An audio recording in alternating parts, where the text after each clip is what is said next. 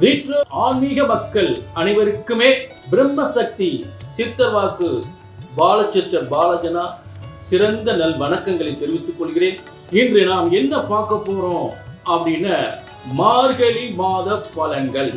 எனவே இந்த நிகழ்ச்சியில் உங்களுடைய ஜாதக பலன்களை கீழே உள்ள நம்பர் முன்பதிவு செய்து கொண்டு உங்கள் ஒரு தெளிவான வாழ்க்கையின் எதிர்காலத்தை சிறந்த முறையில் தெரிந்து கொள்ளலாம். மார்கழி மாத பலன்கள். இந்த மார்கழி மாத பலன்கள் யாருக்கு பார்க்க போறோம் அப்படின்னு கடக ராசி. மார்கழி மனதில் ஏற்பட்ட துன்பங்கள் கழிந்தது. கழிய போய் துன்பங்கள் எல்லாம் நீங்க போகிறது. கழிந்தது என்றால் துன்பங்களாம் நீங்க போகின்றது. கழிந்தது மார்கழி. இதற்கு இன்னொரு அர்த்தம் மாறி கழிந்தது, மும்மாறி. அதுக்கு அடுத்தா போல மாறி கழிந்தது. மார்கழி என்றால் மனதில் ஏற்பட்ட துன்பங்கள் கழிந்தது. ராமாயணத்துல மகாபாரத யுத்தம் நடந்தது. அந்த யுத்தத்துல பீஷ்மர் அம்பு படுகையில், அதாவது அர்ஜுனன் விடுத்த அம்பு படுகையில் பீஷ்மர் தன் உயிரை அப்படியே உடம்பெல்லாம் அம்பை குத்தி படுத்திருக்கார். உயிரை விடலை. ஏன் இந்த மார்கழி மாதம் நான் உயிர் விட விரும்பவில்லை. அவர் நினைச்சாதான் உயிர் போகும். புரிஞ்சுட்டீங்களா? ஆக அவர் மனசில் நினைச்சதெல்லாம் நடக்கக்கூடிய ஒரு ஒரு மிகப்பெரிய ஒரு காலமாக இந்த மார்கழி மாதம் அமைந்திருக்கிறது. பஞ்ச பாண்டவருடைய வெற்றியை உருவாக்குவதுதான் பீஷ்மருடைய மிகப்பெரிய ஒரு மனதில் ஏற்பட்ட ஒரு எண்ணம். மனசுக்குள்ள வச்சுட்டு அவர் துரியோதனனுடைய சார்பாக போராட்டார். அப்ப அந்த மார்கழி மாதம் என்பது பீஷ்மருடைய மனதில் ஏற்பட்ட ஒரு அத்தனை ஆசைகளும் நிறைவேறக்கூடிய ஒரு மாதம் அமைந்திருக்கிறது. அதே போல ஒவ்வொரு மனிதனுடைய வாழ்க்கையிலும் எதிர்காலம் ஒரு புத்தாண்டு வேற பறக்க போகிறது. இந்த மார்கழி 17 2025. அப்ப 2025 என் தொழில் இப்படி இருக்குன்னா நான் இந்த மாதிரி திட்டம் போட்டிருக்கேன். எனக்கு கல்யாணம் இந்த வருஷமாவது கல்யாணம் முடியுமா, இந்த மாதம் என் தொழில் இந்த வருஷமாவது என் தொழில் நல்லா இருக்குமா, எனக்கு நல்ல தொழில் முன்னே வேலை அரசாங்கம் நல்ல வேலை கிடைக்குமா, நல்ல வருமானம் வருமா, இதுக்கு இதை செய்ய போகிறேன், அதுக்கு அதை செய்ய போகிறேன், இப்படிலாம் என் வாழ்க்கை நல்லா இருக்கு, இந்த காரியம் செய்ய போகிறேன்னு சொல்லக்கூடியவருக்கெல்லாம் மிகப்பெரிய ஒரு நல்ல மாற்றத்தையும் முன்னேற்றத்தையும் நல்ல வெற்றியை ஏற்படுத்தக்கூடிய, அதற்காக அடித்தளமிடக்கூடிய ஒரு சிறந்த மாதமாக மார்கழி மாதம் இந்த கடகராசிக்கு அமைய போகிறது.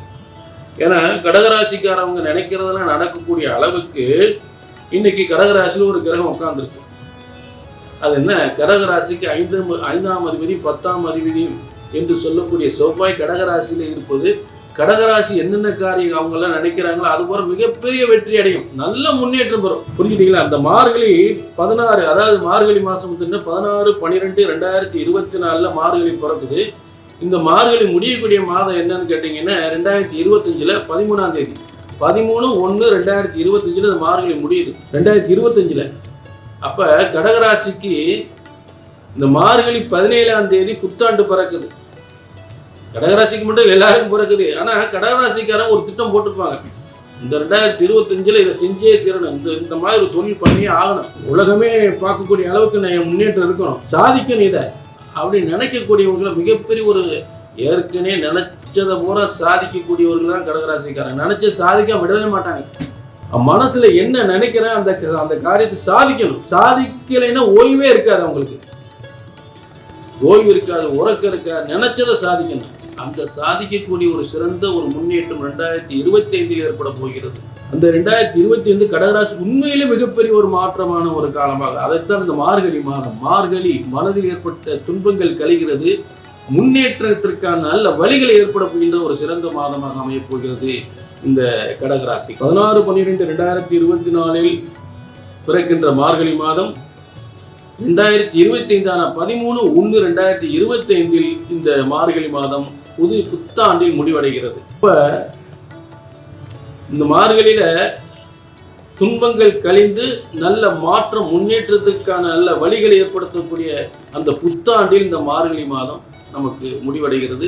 அடுத்து தை பிறந்தால் வழி பிறக்கும் என்பது போல ஒரு சிறந்த ஒரு காலத்தை ஏற்படுத்தக்கூடிய ஒரு மார்கழி மாதமாக நம்ம அமையப் போகிறது.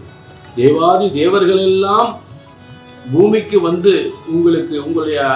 உங்களுக்கெல்லாம் ஆசி வழங்கக்கூடிய ஒரு சிறந்த மாதமாக மார்கழி மாதம் அமைப்பது. ஆகவே தான் இந்த மார்கழி மாதம் எல்லா ஆலயங்களிலுமே நல்ல ஒரு சிறந்த முக்கால பூஜை என்று சொல்லக்கூடிய அத்தனை பூஜை வழிபாடுகள் நடக்கக்கூடிய ஒரு சிறந்த ஒரு மார்கழி மாதமாக. ஏனென்றால் அனைத்து தேவர்களுமே ஆசி வழங்கக்கூடிய ஒரு மாதம்தான். அனைத்து தேவாதி தேவர் 33 கோடி தேவர்களும் பூமியில் அத்தனை மக்களுக்குமே ஆசி, அவருடைய மனசுல என்ன நினைச்சு வழிபடுறாங்களோ அது போல மிகப்பெரிய வெற்றியை ஏற்படுத்தக்கூடிய ஒரு மாதம் தான் இந்த மார்கழி மாதம்.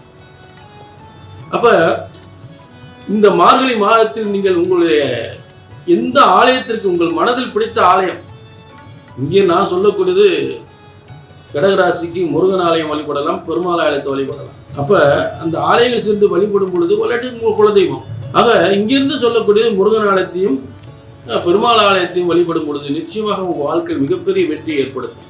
இந்த மார்கழி மாதம் தெய்வீக மாதம் அமைகிறது. துன்பங்கள் நீங்குகிறது, இன்பங்கள் பெருகப் போகிறது, மாபெரும் சாதனை படைக்கப் போகிறீர்கள், மிகப்பெரிய முன்னேற்றத்தை அடையப் போகிறீர்கள், நல்ல மாற்றத்தை அடையப் போகிறீர்கள், மிகப்பெரிய யோகத்தை அடையப் போகிறீர்கள்.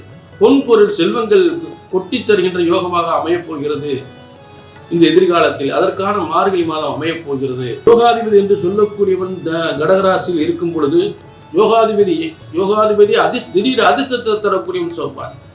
அவர் கடகராசியில் இருக்கும்போது திடீர் அதிர்ஷ்டத்தை நிச்சயமாக ஏற்படுத்துவார், ஏற்படுத்தி கொண்டு இருக்கிறார். திடீர் அதிர்ஷ்டத்தை ஏற்படுத்தி கொண்டே இருக்கிறார், மறந்து விடாதீர்கள். ஆக இந்த மார்கழி மாதத்தில் சிவராஜ யோகத்தில் சூரியன் சிவராஜ யோகத்தில் தனுசு ராசியில் இருக்கும் பொழுது கடகராசிக்கு தொழில் வெற்றிகளை ஏற்படுத்தக்கூடிய நிலையில் ஏற்படுகிறது. அடுத்து கன்னிகராசிக்கு 4-11 மகர ராசியில் கொஞ்ச காலம் 15, அதாவது மார்கழி 15 வரை, மீதி 15ஆம் தேதி முதல் 15 நாட்கள் கடகராசி 7ஆம் இடத்தில் சுக்கிரன் 4-11 இருக்கும்போது இடம், வீடு, வாசல், திருமண யோகங்கள், தொழில், வியாபாரங்கள், வருமானங்கள், முன்னேற்றங்கள், வேலை வாய்ப்புகள், இது கொடுக்கக்கூடிய ஒரு நிலைகள், நண்பர்களால் பல யோகங்கள் என்று பலவிதமான நன்மைகள் பெறக்கூடிய இடத்தில் சுக்கிரன் இருக்கக்கூடிய நிலை மார்கழி 15 வரை. மார்கழி 15க்கு அப்புறம் கும்பத்துக்கு 8ஆம் இடத்துக்கு போற, கடகராசிக்கு 8ஆம் இடத்துக்கு போற சுக்கிரன் 8ஆம் இடத்துக்கு போனா சனியோட சேரும் பொழுது, அதாவது ஒருவர் பிடித்தமான ஆள்கள் இருவரும் ஒன்று சேரும் பொழுது,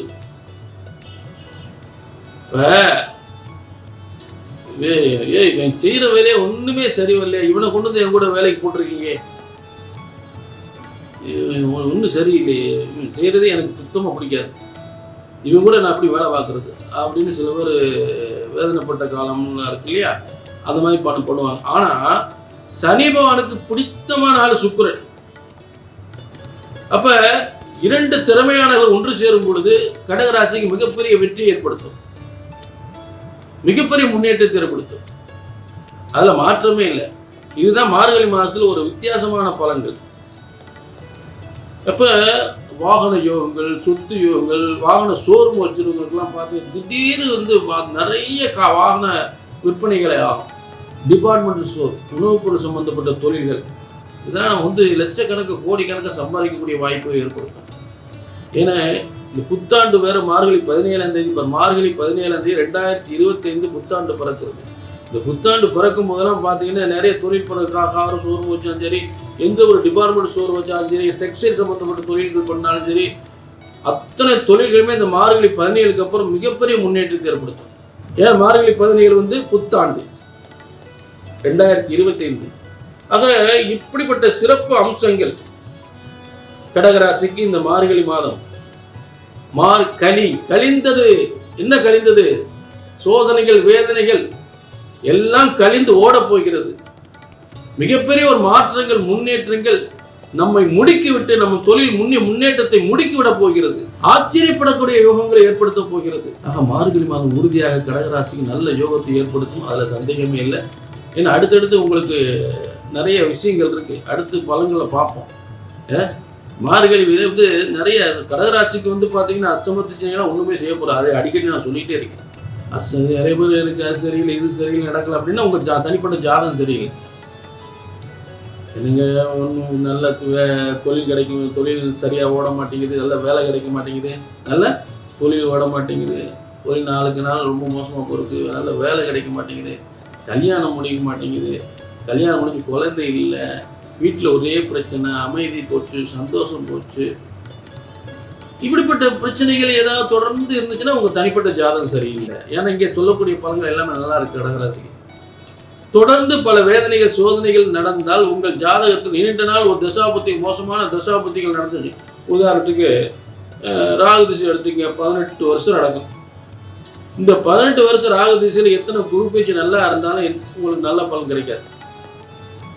குரு பேச்சு எத்தனை சிறந்த யோகத்தை தரக்கூடிய குரு பேச்சியாக இருந்தாலும் மோசமான இடத்துல ராகு திசை நடந்தால் உங்களுக்கு நல்ல குரு பேச்சு, அந்த குரு பேச்சு நல்ல பலன் கிடைக்காது. அப்போ அதை புரிஞ்சுக்கணும். அப்போ நடக்கலைன்னு சொல்லவங்க உங்கள் தனிப்பட்ட ஜாதகத்தை பார்த்துக்கணும். புரிஞ்சுட்டீங்களா? ஆக ஜோதிட சாஸ்திரம், பிரம்ம சக்தி ஸ்ரீ சித்தர் வாக்கு ஜோதிடம் என்பது எந்த பிரம்மன் நம்ம படைத்திருக்கிற அந்த பிரம்மனால் உருவாக்கப்பட்டதான் ஜோதிட சாஸ்திரம். ஆக ஜோதிடம் ஒருபோதும் தப்புவதில்லை, தவறுவதில்லை. அதை கணித்து சொல்வதுதான் தவறு ஏற்படுகின்றது. ஜோதிடம் ஒருபோதும் தப்புவதில்லை. ஏனென்றால் இறைவனால் பிரம்மனால் படைக்கப்பட்ட ஜோதிட சாஸ்திரம். ஜோதிடம் ஒருபோதும் தப்புவதில்லை, தவறுவதில்லை. அதை கணித்து சொல்வதுதான் தவறு ஏற்படுகின்றது.